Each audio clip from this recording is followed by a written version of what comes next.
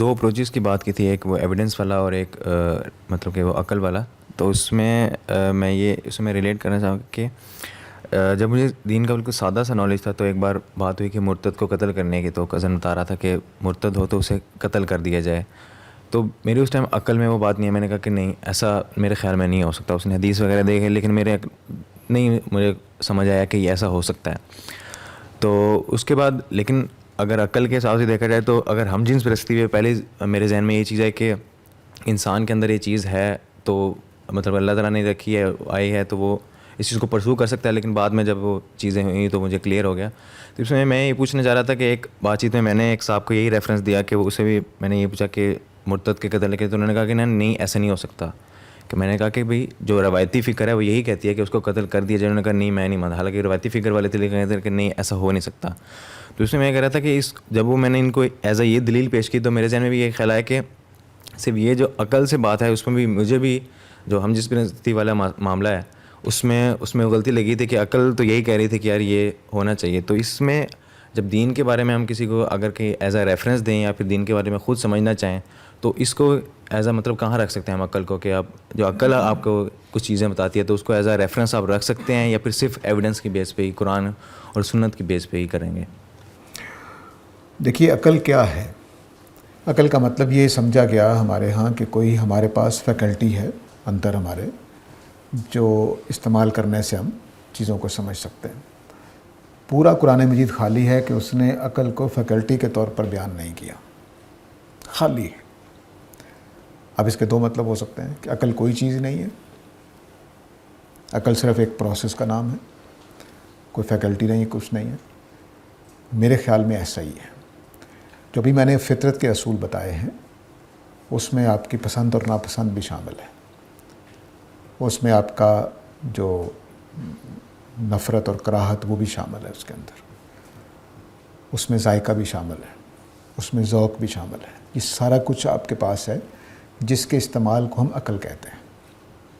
یعنی جب میں وہ اصول اختیار کرتا ہوں کہ دو نقیض دو الٹ چیزیں ایک ٹائم پہ صحیح نہیں ہو سکتی، تو جب میں اس کو استعمال کرتا ہوں یا کوئی کام سبب کے بغیر نہیں ہو سکتا تو میں کیا کرتا ہوں؟ عقل استعمال کرتا ہوں.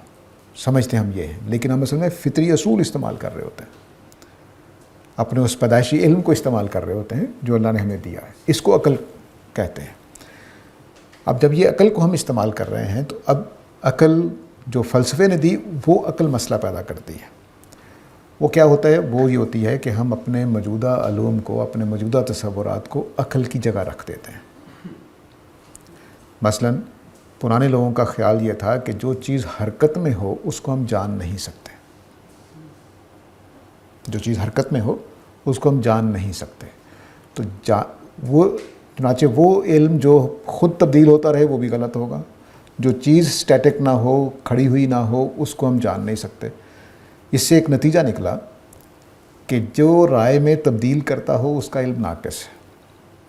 چنانچہ خدا کے بارے میں یہ جان لیا گیا، مان لیا گیا کہ پہلے دن روز ازل جو کچھ اللہ تعالیٰ کا علم تھا بس وہی ہے. اب وہ کوئی نیا پروگرام بنائے تو خدا ناقص ہو جائے گا، وہ کوئی بات نئی کہہ دے تو ناقص ہو جائے گا. یعنی اللہ تعالیٰ نیا حکم نہیں دے سکتے، کیونکہ جب جیسے ہی وہ نیا حکم دیں گے تو کوئی نئی چیز اللہ کے ذہن میں آئی تو اس کا مطلب اللہ تعالیٰ نعوذ باللہ ناقص ہے.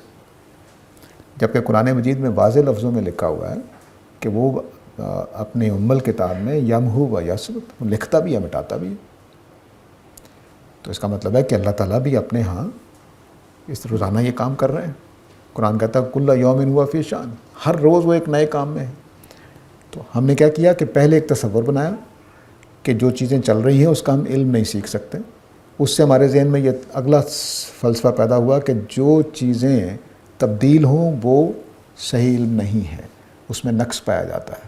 چنانچہ ہم نے اللہ کے بارے میں یہ مان لیا کہ اللہ تعالیٰ کے ہاں بھی علم میں تبدیلی نہیں آ سکتی، کیونکہ جیسے علم میں تبدیلی آئے گی ناقص ہو جائے گا. تو یہ عقل کا استعمال ہے، یہ غلط ہے. ہم نے اپنا ایک باہر کی دنیا میں بنایا ہوا اصول بطور عقل استعمال کرنا شروع کر دیا، یہ غلطی ہے. تو جب ہم کہتے ہیں نا کہ مثلا ہومو سیکچولیٹی ٹھیک ہے کہ نہیں ٹھیک ہے، تو ہم کچھ نظریات اپنے لے کر بیٹھے ہوتے ہیں. ان نظریات کو الگ کریں. پہلے جو انسانوں کے پاس فطری چیز ہے وہ یونیورسل ہوگی، اس میں چند لوگوں کی بات فیصلہ کن نہیں ہوگی. کیا یونیورسلی انسانوں نے ہومو سیکشولیٹی کو پسند کیا ہے؟ فیصلہ ہو جائے گا. اسی طرح آپ دین قبول کرنے پر اور چھوڑ دینے پر کسی کو مار دینا، پہلی بات یہ چونکہ دینی حکم ہے تو قرآن کے پاس جائیں گے کہ وہاں کیا لکھا ہوا ہے، لیکن اس کو فطرت پر بھی تول کر دیکھ لیے. کیا صرف عقیدہ تبدیل کرنے پر کسی کو مارا جا سکتا ہے؟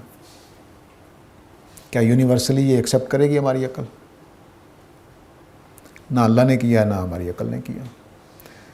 تو دونوں باتیں یہ واضح رہنی چاہیے. قرآن مجید نے یہ بتایا ہے کہ صرف رسولوں کے زمانے میں یہ معاملہ ہوتا ہے کہ جو ایمان نہیں لاتے ان کو مارا جاتا ہے، اور جو ایمان لانے کے بعد پھر جائیں تو ان کو بھی مارا جاتا ہے. خود نبی کریم صلی اللہ علیہ وسلم نے اپنے بارے میں یہ جملہ بولا ہے کہ امرت ان اقاتل الناس حتی یقولوا لا الہ، کہ مجھے حکم دیا گیا ہے، امت کو نہیں، مجھے حکم دیا گیا ہے کہ میں ان کے ساتھ جنگ کروں یہاں تک کہ یہ کلمہ پڑھ لیں. یہ رسولوں کے ساتھ خاص ہے. اس لیے اور ہومو سیکشولیٹی کے بارے میں پوری انسانیت کا ابھی تک اتفاق اکثریت کا یہی ہے کہ یہ ٹھیک نہیں ہے. تو بس جب پوری انسانیت رائے تبدیل کر لے گی اس وقت دیکھے جائے گا. تو یونیورسل کانسیپٹ جو ہیں وہ ہماری فطرت کے کانسیپٹ ہیں. باقی علاقائی ہوتے ہیں، مذہبی ہو سکتے ہیں. مثلاً حجاب حیا کا تقاضا ایک برقع پہننا ہے، ایک حیا کا تقاضا بس چادر لے لینا ہے، ایک حیا کا تقاضا صرف لنگی باندھ کے آ جانا ہے. تو یہ علاقے میں فرق ہو سکتا ہے، لیکن حیا یونیورسل چیز ہے. مجھے کپڑوں کے بغیر باہر جاتے ہوئے حیا آتی ہے، یہ یونیورسل ہے. اب کسی علاقے میں کچھ ہو گیا، کسی علاقے میں کچھ ہو گیا، اب ہم اس میں آ جاتے ہیں مذہب کے پاس کہ مذہب فیصلہ کر دے کہ کتنا حیا ضروری ہے، وہ پھر دین آ جاتا ہے. تو اس طرح سے چلتی ہے بات. تو عقل کوئی چیز نہیں ہے، فطرت ہے جس کے صحیح استعمال کو عقل کہتے ہیں.